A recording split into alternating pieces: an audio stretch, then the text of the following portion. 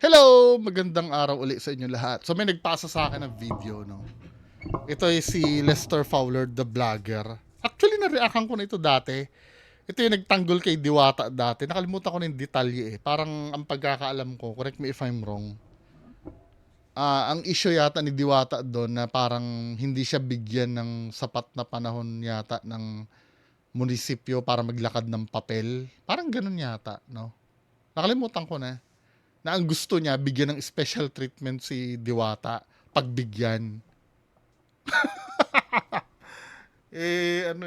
Anyway, ito yung re-react natin sa sinabi ni Sir Lester Fowler, the vlogger. Yung regarding dito sa, sa nangyari.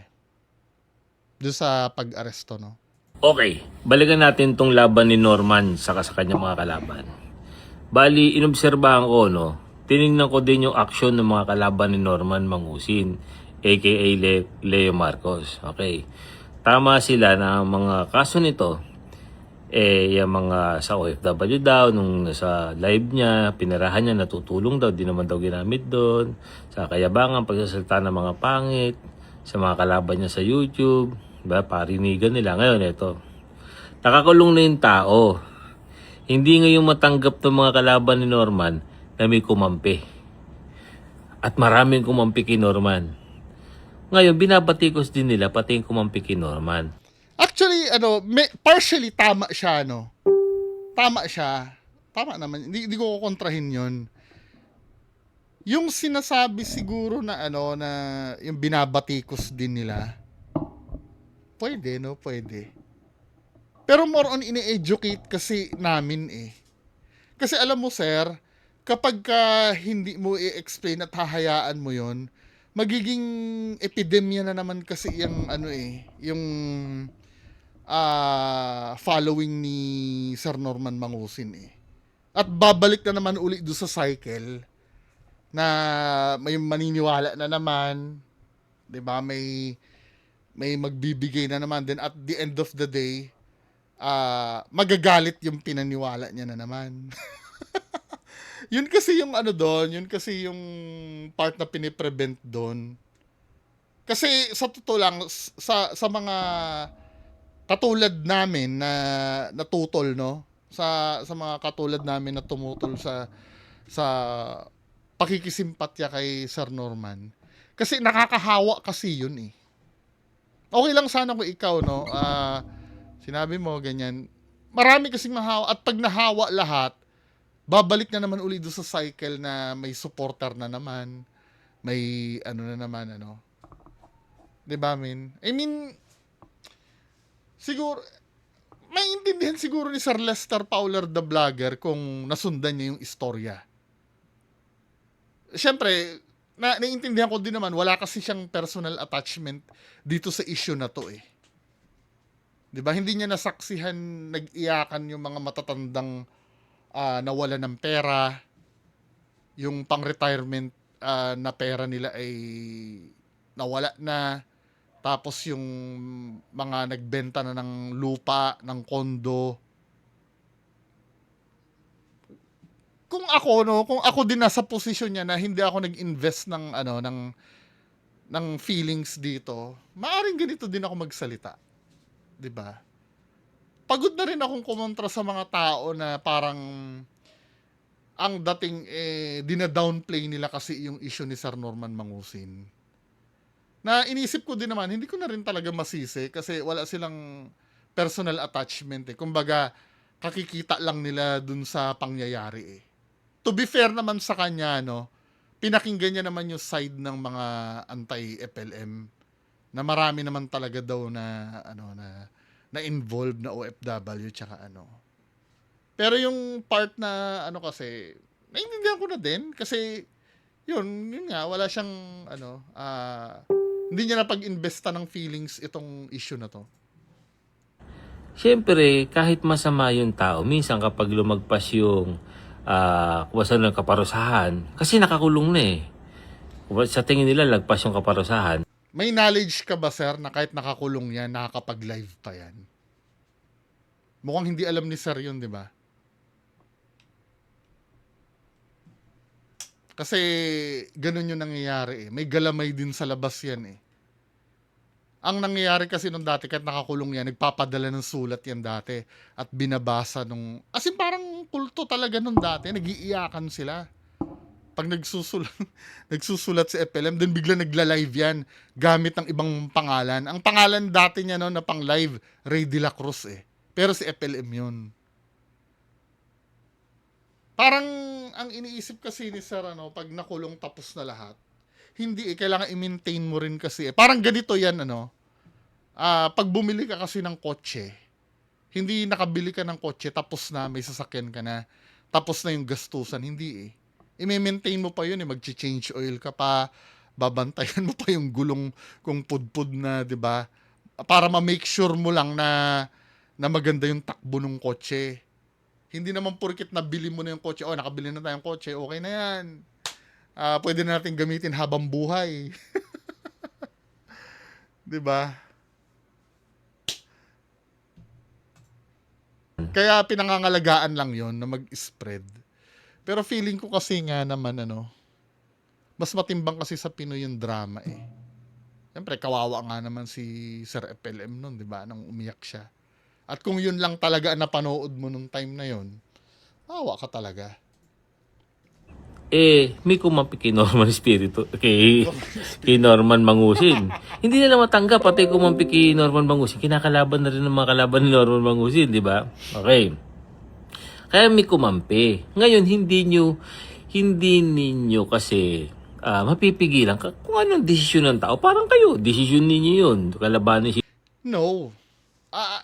I'm so sorry na no. I disagree. Kasi merong umatras nung nalaman yung history eh. Nung nalaman yung history, 'di ba may vlogger tayo na feature dito dati, yung babae, awang-awa siya kay FLM, nung na-educate siya, umatras siya ng suporta eh. Kahit isa lang yun, isang kaluluwa yun na iligtas nun. 'Di ba? Pero tama ka din naman, no, na hindi natin mapipigilan. Pero hindi naman masama mag-try. Siguro halimbawa, dyan sa 100 sumuporta, ano, pag na-educate mo yan, kahit siguro mga 3 or 5 yung nakinig sa'yo, kaluluwa pa rin na na-save yun eh. 'Di ba? At saka hindi rin naman masama ang mag-educate ng tao. 'Di ba, men? Totoo, I do agree na hindi naman mapipigilan lahat. Kasi, nung 2020, ganyan din eh. Biruin mo nun ha, ganito nangyari nung 2020. Naglabasan din ang kaso ni Sir FLM nun. Parang, dapat yun, proof na yun na talagang mag-ingat na kayo. Lalo na yung mga mommies, di ba? Red flag na yun, mega red flag na yun eh. Yung naglitawan yung mga kaso kay FLM dati. Alam mo na, di ba? Tayo mga Pilipino, or hindi lang Pilipino eh, as humans kasi, hanggat di natin nararanasan na mali ang isang bagay, hindi tayo matututo eh. May mga ganun kasi, pero may mga tao naman na pagka winarningan mo, nakikinig din naman. Pero mas marami talaga yung matitigas ang ulo. 'Di ba? Kung hindi nila pakinggan, okay lang. 'Di ba? Pero somewhere out there may makikinig naman kasi. Hindi naman siya totally wala ka magagawa eh. Kasi parang ang dating kay Sir, wala ka magagawa. 'Di ba? 'Di ba, men?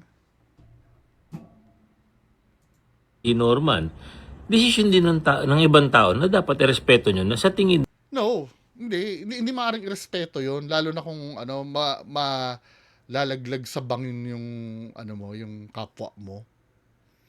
Hindi maaaring irespeto 'yon. Tsaka inaaway din kami eh. Ito sir kasi yung masakit na part. No? Parang ganito, no? O sige, susubok, kawawa naman si Sir Norman Mangusin.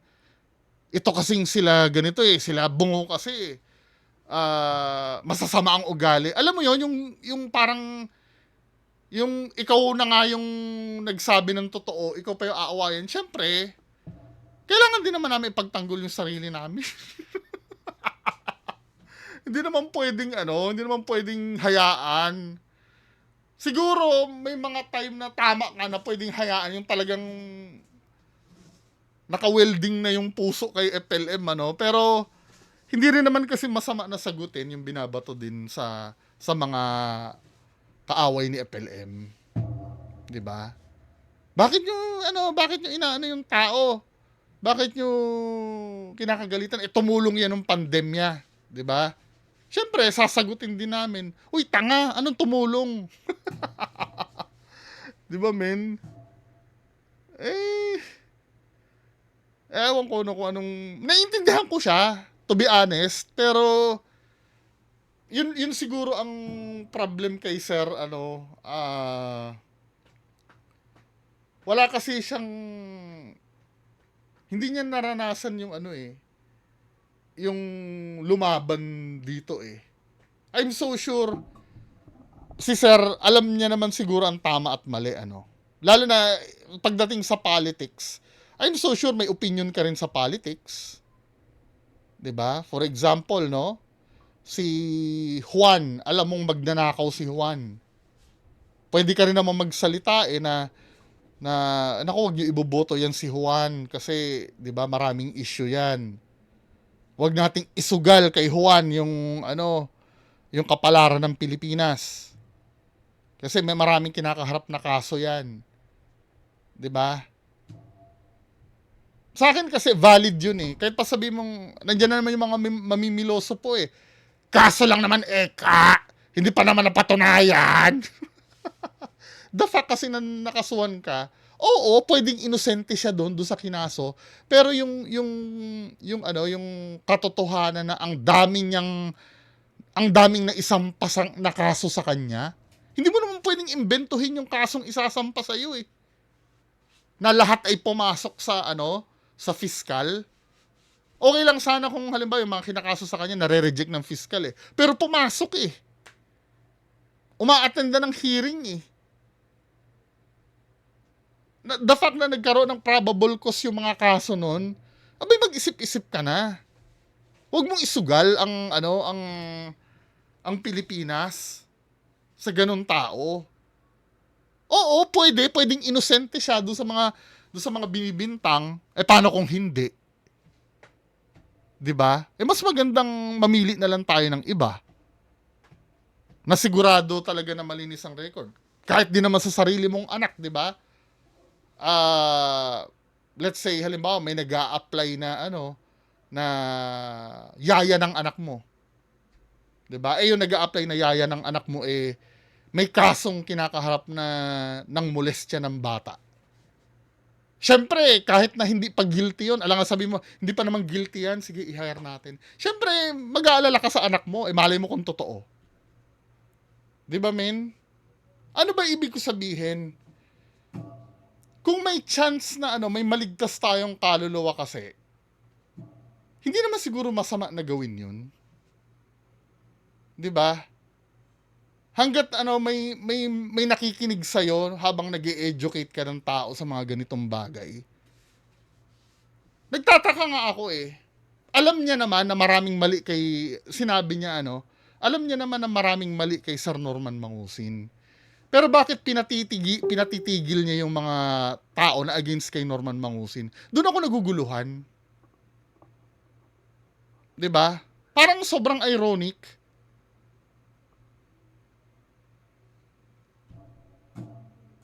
Nila may sumobra pagpaparusa kay Norman, pero hindi nila sinabi na huwag parusahan. Basta na parusahan na eh. Ngayon, may nakita akong mga comment, talagang pinag-aralan ko kung ano reaksyon ng mga tao. Hindi mo pinag-aralan. Sorry. Dahil sa mga reaksyon lang ako ng mga tao, nagtataka. Sabi ng mga tao doon, nakakulong na, bakit inuyurakan niya pa yung pagkatao, natira na yan na-donut na raw yan, natira na raw yan sa doon nga sa sa behind, sa kulungan, kinalbo. Yung pa rin ang sinasabi ng mga kalaban ni Norman. Hindi pa rin sila tumitigil sa pagyurak. Hindi, how do you define pagyurak ba?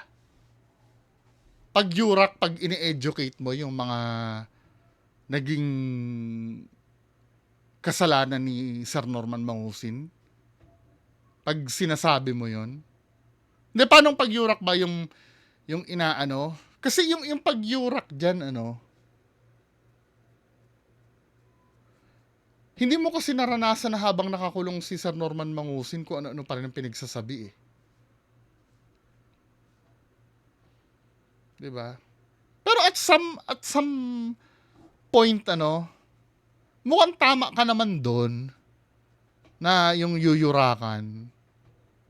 Kung halimbawa pero pagka patuloy na ini-educate ang tao. Hindi, paano ba definition ng pagyurak ba? Yung ini-expose kung ano siya? Yun ba yun? Or kinakantsawan? Siguro yung kinakantsawan pwedeng itigil na pag nakulong. Pero yung pag-educate sa tao, kasi sa totoo lang hindi naman magsasalita yung mga naka-oppose kay FLM kung walang nagtatanggol diyan eh. Kasi syempre hindi rin naman kami papayag na ipagtanggol 'yan. 'Di ba? Yun na sana maintindihan mo. Kasi the moment na pinagtatanggol 'yan, makakagain ng followers yan, magba-back to zero lahat eh. Ano yan, huli na ang lahat na baka nga bandang huli kami pa ang masisi. Halimbawa ganito hindi ko naman sinabing ganito yung mangyayari. 'Di ba nakakulong na, okay, stop na tayo. Then may nagkaroon ng supporter, hinayaan na natin, may nangyari na namang anomalya, marami na naman nagbigay uli, tapos sasabihin namin, ayan, napakulong na namin yan tapos napakulong na yan tapos ngayon ganyan, bakit hindi nyo sa amin sinabi? May ganon na nangyayari, alam nyo naman na pala, hindi nyo pa kami winarningan. May gano'n na nangyayari. Nasisi pa yung yung opposing side. 'Di ba?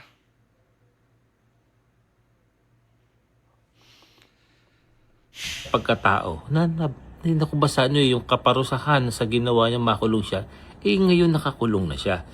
Hindi kasi yung pagkakulong kasi hindi pa kasi siya nasisentensyahan. 'Di ba? Iba yung sinasabi ni Sir eh. Akala niya siguro yung nakakulong na yung nahatulan na, yung ganon. Hindi eh. Kung basa naparusahan na siya. Pero yung mga taong kalaban ni Norman, hindi pa rin tumitigil. Kaya ang nangyari, maraming kumampi ngayon kay Norman. Kasi nga naman, siguro nakita ngayon ng ibang tao na, itong mga to pala, talagang mambubuli rin. Kasi nakakulong na yung gusto niyong mangyari at yung kabayaran ng kaparusahan niya, pinigil sa kanya ng batas. Nakulong siya eh. Kung kayo hindi katulad ng kakasalbayhan ni Norman, bakit hindi rin kayo tumitigil sa kabastusan ng pagsasalita? Kasi Ano yung kabastusan na natira pagsasalita? na yan. Diba? Kung basta ang gusto nilang palabasin na donut na daw yan. At alam ko kinalbo sa Actually siguro ang pinatutungkulan na lang nito ni Sir yung mga tao. Katulad ng sinasabi mo na hindi makokontrol yung mga sisimpatya, hindi mo rin naman makokontrol yung mga nainis kay FLM eh. Na nasaksihan nila kung ano yung mga ginawa ni FLM before. 'Di ba? Hindi mo naman mapipigilan yung tao na magsabi, buti nga. Dahil kasi sa mga ginawa mo, yan ang nangyari sa'yo. Hindi mo naman mapipigilan yung tao na na magsalita ng ganun din eh. Same lang. 'Di ba? Kung hindi mo mapipigilan yung mga taong kumampi, kasi tayo, naalala mo yung argument natin before, Sir, yung regarding kay Diwata. Kasi tayo mga Pinoy, mahilig tayo sa teleserye. Yan ang mga gusto natin eh, yung kawawa. Yan ang kinakampihan, underdog kakampihan eh. Teleserye nation kasi tayo eh. 'Di ba Pero partially nakakakuha din ako naman ng punto mo. Oo nga naman kung alam natin teleserye country ito, tapos aasarin mo pa si Norman Mangusin, si Sir Norman Mangusin, lalong makakagain ng simpatsya nga naman. 'Di ba?